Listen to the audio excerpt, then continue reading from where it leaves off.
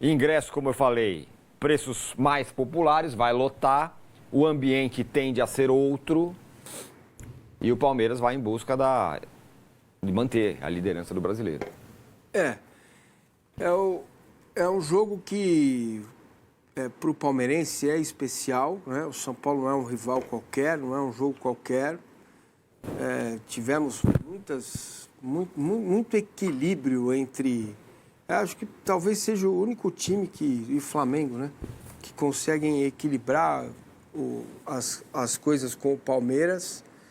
E olhando do ponto de vista do Palmeiras, né? A questão de estar rodando elenco, de ter preservado o Felipe Anderson. 2 jogadores saíram no intervalo lá no Paraguai. Ele usou para dar ritmo para o Veiga, que está voltando, para o Mike. Enfim, aos poucos o Abel vai equilibrando o elenco todo, né? Não tenho muito dúvida de escalação.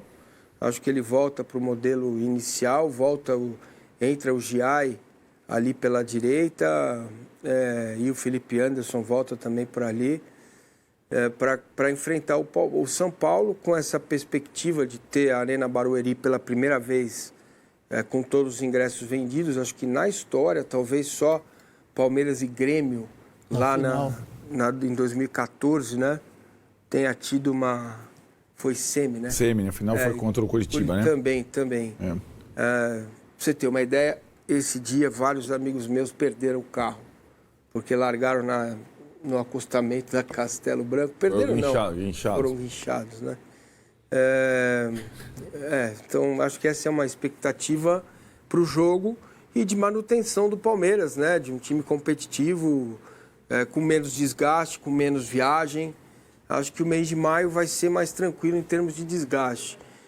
Tecnicamente, taticamente, é preciso entender o que o São Paulo vai fazer como contra-ataque, né? Não contra-ataque do jogo, enfim, mas o que o São Paulo vai colocar em campo para tentar, talvez, isolar o Estevão do jogo, buscar uma outra alternativa para impedir que o Palmeiras jogue.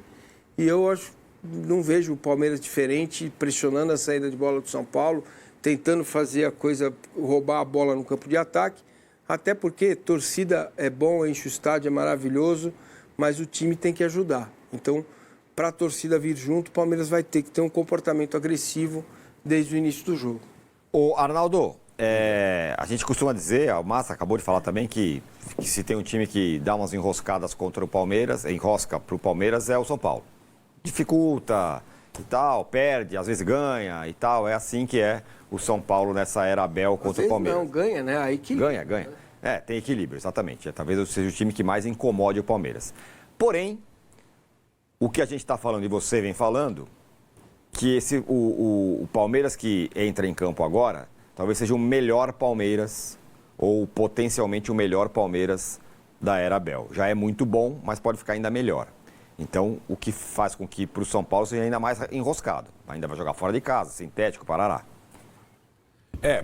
Eu acho que essa marca, esse retrospecto contra o Palmeiras, ele vem de antes do Zubeldia, né? Com os outros treinadores também foram jogos equilibrados, fora, eu acho, 3 jogos, dá para puxar pela memória. A final do Paulista, né, que o time é goleado com o Rogério Ceni.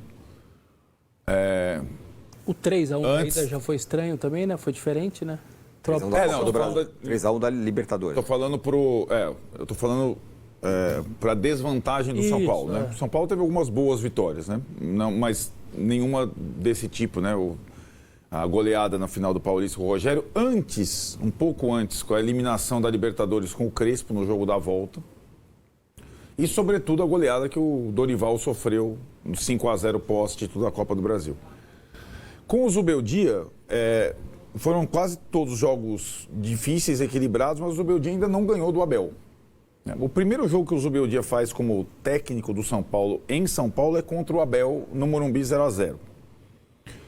E depois ele não jogou mais no Morumbi contra o Abel, sempre foi no Allianz.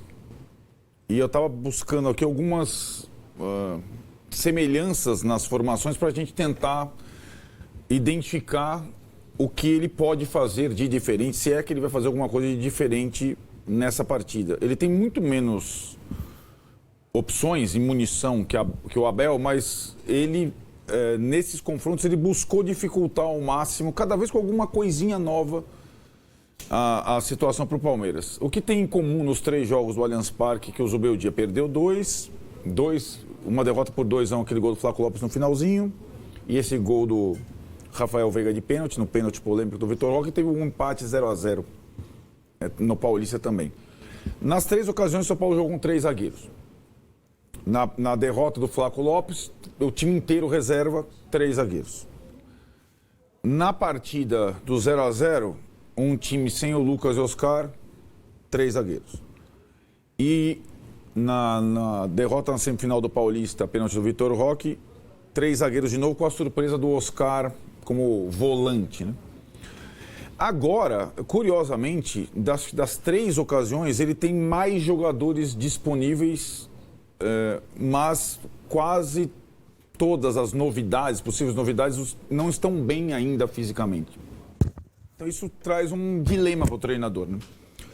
Talvez se o jogo fosse no Morumbi, torcida única, gramado natural, campo do São Paulo, ele colocasse, por exemplo, o Lucas de início. Era uma possibilidade. Ele não dificilmente vai fazer isso lá.